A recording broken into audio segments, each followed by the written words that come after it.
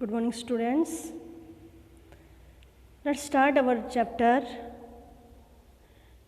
When, Where and How. It is the first chapter of our book History. We have divided SS यानी social study into three categories, three parts: history, geography and civics. So it is the first chapter of history. What is history? History is a subject that deals with the events that have happened in the past. History इतिहास को कहते हैं, हिंदी में इसको इतिहास कहते हैं। ये इतिहास हमें उन घटनाओं के बारे में बताता है जो हमारे अतीत में घटित हुई, यानी हमारे पहले जो मनुष्य रहते थे पृथ्वी पे, सबसे पहले जो मनुष्य आया वो कहाँ रहता था, क्या करता था, कैसे खाता था, क्या फसल उगाता था, उनके बारे में जो जानकारी हमें मिलती है वो इतिहास से मिलती है। तो इस तरह से हम देखते हैं कि टॉपिक का जैसे हमारा नाम सजेस्ट कर रहा है, when, where and how. When कब, वेयर कहाँ और कैसे, कब कहाँ कैसे मनुष्य आया। So what is history? History is the story of man. इतिहास मनुष्य की कहानी है। It deals with the events that have happened in the past. इतिहास उन घटनाओं के बारे में बताता है जो अतीत में घटित हुए। Why should we study history? हमें इतिहास का अध्ययन क्यों करना चाहिए? History tells us about the life and deeds of great man like Gautama Buddha, Mahavira, Guru Nanak and great emperors like Ashoka and Akbar. History also tells us about the languages that how the languages have developed. कि भाषाओं का कैसे विकास हुआ वो भी हमें इतिहास से पता चलता है। We can understand our present in a better way by studying the past. Without the knowledge of past, we can't understand the present life. हमें अगर हमारे वर्तमान को समझना है, हमारे प्रेजेंट लाइफ को समझना है, तो हमें पास्ट का नॉलेज होना जरूरी है। History is also an account of all that happened in the world in the past. इतिहास से हम प्राचीन घटनाओं के बारे में पता लगाते हैं। About the customs, traditions and belief of the people of all the countries in the world. संसार में सभी लोगों के प्रथाओं के बारे में, उनकी परंपराएं, उनके बिलीफ यानी फेथ, धर्म के बारे में हमें पता चलता है। History is also a great teacher. इतिहास हमारा एक ही महान अध्यापक भी है, वो हमारा ग्रेट टीचर है। So there are many lessons to be learned by us from the past. इसलिए हमें हमारे अतीत के बारे में बहुत सारे लेसन हैं जो हमें जानने जरूरी हैं। फॉर एग्जाम्पल देखें तो thousands of people get killed in war.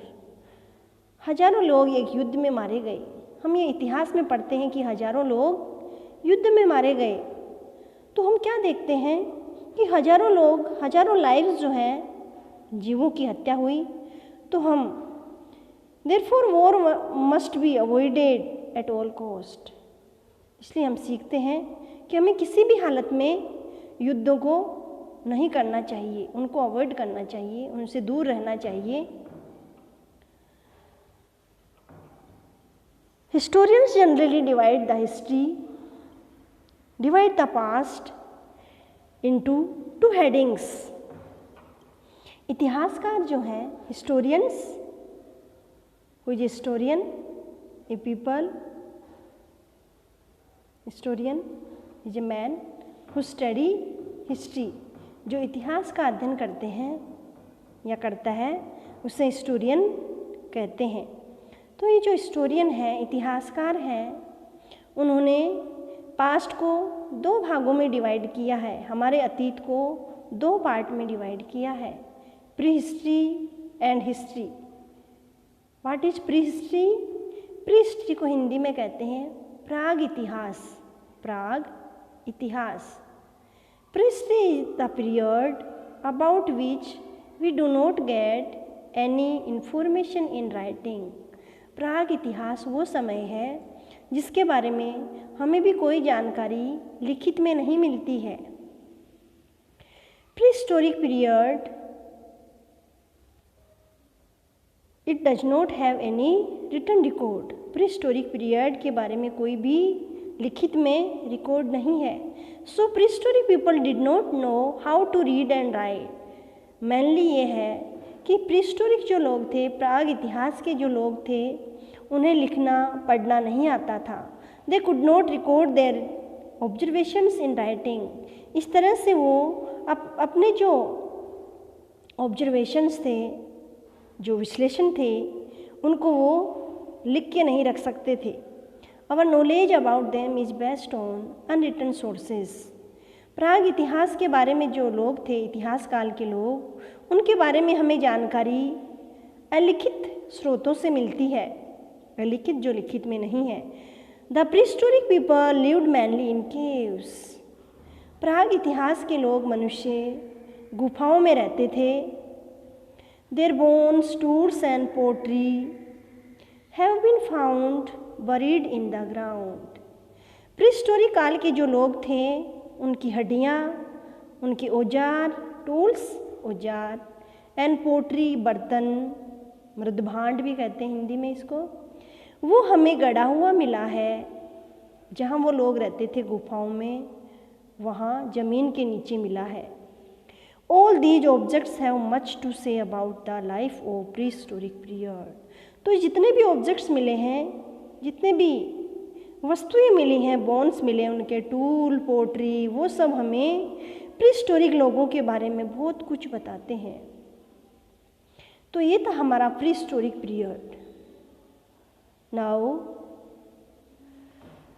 We will study the history. अब हम हिस्ट्री जो पीरियड है उसके बारे में पढ़ेंगे। History refers to the period about which written documents are available. History उस समय को कहते हैं जिसके बारे में हमें लिखित में डॉक्यूमेंट्स मिलते हैं, कागजात मिलते हैं। For hundreds of years there was no paper to write on. कई हजारों सालों तक उन लोगों के पास पेपर नहीं हुआ करता था लिखने के लिए। But even in those ancient times people new the art of writing. लेकिन फिर भी उस प्राचीन काल में मनुष्य लिखना जानते थे, लिखने की कला जानते थे। They wrote on palm leaves और on the bark of trees. Historic period में, ड्यूरिंग द हिस्टोरिक पीरियड, मनुष्य क्या करता था, किस पे लिखता था? जब उसके पास पेपर नहीं था तो वो किस पे लिखता था? पाम लीव्स यानी ताड़ के पत्ते पे लिखता था। और on the bark of trees, bark छाल, पेड़ों की छाल पर लिखता था वो। पाम लीव, पाम होता है, कोकोनट पाम हो सकता है, डेट पाम हो सकता है, ये सब थे ताड़ के पत्ते। They also wrote on stone और ऑन स्किन ऑफ शिप और गोड्स। इनके अलावा मनुष्य पत्थरों पे लिखता था और जानवरों की खाल पे लिखता था। Mainly on the skins of sheep और गोड, भेड़ और बकरी की खाल पे लिखता था। लेटर दे, बाद में क्या हुआ? They use paper to write on. बाद में जैसे ही पेपर का इन्वेंशन हो गया, पेपर की खोज हो गई, it was happened in China में हुई सबसे पहले पेपर की खोज, और वहीं पे प्रिंटिंग प्रेस की भी खोज हुई। तो जैसे ही पेपर का आविष्कार हुआ, मनुष्य ने पेपर पर लिखना स्टार्ट कर दिया। दीज रिटन रिकॉर्ड्स और manuscripts help us to know about the past. ये जो लिखित में जो रिकॉर्ड है, manuscript, hand written records, manuscripts हाथ से लिखे हुए रिकॉर्ड्स जो हैं वो मैन्युस्क्रिप्ट्स कहलाते हैं। तो ये जो रिटन रिकॉर्ड्स हैं उनसे हमारे पास्ट के बारे में हमें पता चलता है। These are called manuscripts. इन्हें मैन्युस्क्रिप्ट्स इसीलिए कहा जाता है because these were written by hand. क्योंकि ये जो एविडेंसेस है, ये जो रिकॉर्ड्स थे, they were written by hand, क्योंकि वो हाथ के द्वारा लिखे गए थे। इन फैक्ट, वास्तव में अगर देखें तो manu manu manu is a Latin word which mean by hand. Manu actual में लैटिन वर्ड है जिसका मतलब हाथ के द्वारा होता है। So manuscript it mean hand written records. These manuscripts are found in different scripts and languages. ये जो मैन्युस्क्रिप्ट्स हैं वो हमें विभिन्न भाषाओं में और विभिन्न लिपियों में अवेलेबल हैं हमारे पास। स्क्रिप्ट लिपि यानी लेटर और सिंबल, यानी अक्षर और जो चिन्ह है उन्हें स्क्रिप्ट कहा जाता है। जैसे हिंदी भाषा की जो स्क्रिप्ट है वो देवनागरी है। Okay, now the next point is timeline. हम इतिहास को कैसे एक पर्टिकुलर टाइम में डिवाइड करते हैं। Historians express time in history by 2 terms. ये जो इतिहासकार हैं वो इतिहास में समय को 2 टर्म में लिखते हैं। उसके लिए 2 शब्दों को काम में लेते हैं, BC and AD। BC means before Christ, यानी ईसा के जन्म से पहले, ईसा के जन्म से पूर्व। आपने ईस्वी पूर्व देखा होगा हिंदी में, वही BC है इंग्लिश में।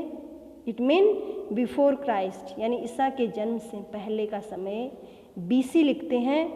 AD Anno Domini, Anno Domini which means in the year of our Lord, यानी ईसा जिस समय में पैदा हुए उस समय से लेके और उसके बाद के समय को AD से डिनोट करते हैं, anno domini. The birth of Jesus Christ is taken as the dividing point of world history. इस तरह से संसार के इतिहास को जो डिवाइड किया गया उसका जो मेन पॉइंट है, उसका आधार ईसा के जन्म को माना गया। The term BC is used when we refer to a year before the year in which Jesus Christ was born. BC हम उस टाइम पीरियड के लिए लेते हैं, उस समय के लिए लेते हैं कि जिस साल ईसा का जन्म हुआ उस ईसा के जन्म के साल से पहले के जितने भी साल हैं, ईयर्स हैं, उनको BC लिखते हैं। AD refers to the number of years which have passed since the time when Jesus Christ was born. AD उस समय को लेते हैं, उस साल को लेते हैं कि जिस साल में ईसा का जन्म हुआ और उसके बाद का जितना भी समय है जो भी बीत गया ईसा के जन्म से बाद का, उसे एनो डोमिनी कहा जाता है। Look at the timeline. देखो 1000 BC, 2000 BC, 3000 BC, 4000 BC और ईसा का जब जन्म हुआ उसे 0 माना गया। देखिए इस तरह जब 1 साल हो गया ईसा का जन्म होने के बाद, तो 1000 साल होने के बाद 1000 जब पास हो गया तो 1000 AD, 2000 AD, 3000 AD, 4000 AD, इस तरह से। Okay, it is the time line. इस तरह से इतिहासकार, हिस्टोरियंस टाइम को डिवाइड करते हैं, समय को डिवाइड करते हैं। The geographical framework, geographical framework यानी भौतिक बनावट। पृथ्वी की जो भौतिक बनावट है उसने भी बहुत हद तक इतिहास को, हिस्ट्री को इन्फ्लुएंस किया है, हमारे इतिहास को प्रभावित किया है। Geographical features greatly influence the history of a country. किसी भी देश के इतिहास को पूरी तरह से उसका जो भौतिक बनावट है वो प्रभावित करती है। Like the Himalayas, the Himalayan mountain in the north have protected India against central Asian invasions. जैसे कि हिमालय जो पर्वत है नॉर्थ में, इंडिया के नॉर्थ में जो है, उन्होंने भारत को बचाया है। किससे बचाया है? सेंट्रल एशियन इन्वेशन से, यानी सेंट्रल एशिया से जितने भी अटैक हुए उनसे हमें बचाया है, वहाँ के इन्वेडर से हमें बचाया, आक्रमणकारियों से बचाया है, इन्वेशंस आक्रमणों से बचाया है। एंड हार्श वेदर, और बुरे मौसम से भी बचाया है। अदरवाइज आपको पता है नॉर्थ साइड में नॉर्थ पोल है, साइबेरिया है, वहाँ से साइबेरिया से कोल्ड विंड आती हैं इंडिया में। अगर माउंटेन नहीं होता तो हमें वो जो कड़ाके की ठंड है, सर्दी है, उससे को हमें झेलना पड़ता और भारत एक डेजर्ट बनता। तो हिमालय माउंटेन की वजह से उसने हमें बुरे वेदर से बचाया है। However, it was through the passes in the northwest, लेकिन फिर भी नॉर्थ वेस्ट में जितने भी पासेस हैं, पासेस रास्ते, वे दर्रे कहते हैं पासेस को हिंदी में, दर्रे। आपने पढ़ा होगा बहुत सारे दर्रे हैं हिमालय माउंटेन में, नाथुला, जोजिला, सिपकिला, ऐसे बहुत सारे दर्रे हैं, पासेस हैं, रास्ते हैं जो कि तिब्बत की ओर जाते हैं। that passes are in the northwest that the invaders entered India ancient times। इन्हीं पासेस में से, इन्हीं रास्तों में से इन्वेडर्स, आक्रमणकारी भारत में आए हैं प्राचीन काल में। जैसे आपने पढ़ा होगा अलाउद्दीन, जलालुद्दीन, बाबर, अकबर, मोहम्मद घोरी, गजनवी, ये सब आक्रमणकारी थे। Geography provides the setting where the drama of history was enacted. इस तरह से हम देखते हैं कि भारत की जो बनावट है, भारत का जो भूगोल है, ज्योग्राफी भूगोल, वो एक ऐसा सेटिंग प्रोवाइड करती है जहाँ पे इतिहास का जो ड्रामा है, इतिहास का जो नाटक है, वहाँ वो स्टार्ट होता है। यानी जिसकी हेल्प से हम इतिहास को लिख सकते हैं। The plains of Ganga and the Indus became the cradle of several kingdoms. इस तरह से गंगा और इंडस नदी, जो सिंधु नदी है, वहाँ के जो प्लेन्स हैं, मैदानी भाग हैं, उन्होंने एक क्रेडल का रोल प्ले किया है, यानी पालना, क्रेडल कहते हैं पालना। तो बच्चा जहाँ पैदा होता है, जिसके सहारे से उसको क्रेडल पालना, आपको भी पता है, जहाँ बच्चा पलता है, पालना कहा जाता है।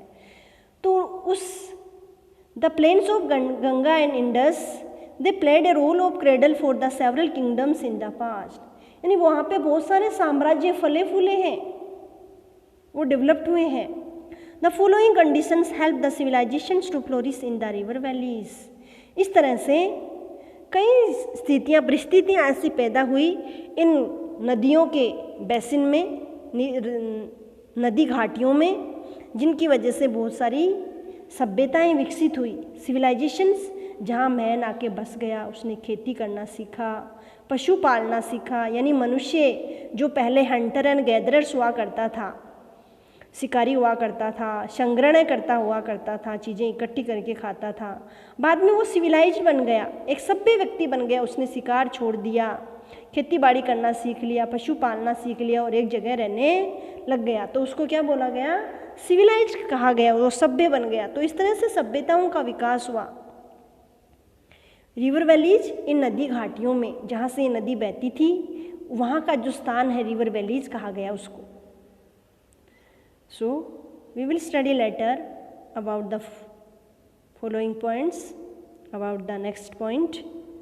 Okay, you have to read the lesson carefully and attentively. अच्छे से आपको वापस से इस लेसन को पढ़ना है, समझना है। जहाँ भी जो भी टर्म आपको समझ में नहीं आती है, you have to underline the term, उसको अच्छे से अंडरलाइन करना है। And you can ask in next chapter, in next class to me. मेरे से अगले वाले अपनी जो डे है उसमें आप मेरे से पूछ सकते हैं उसके बारे में। Okay, have a nice day.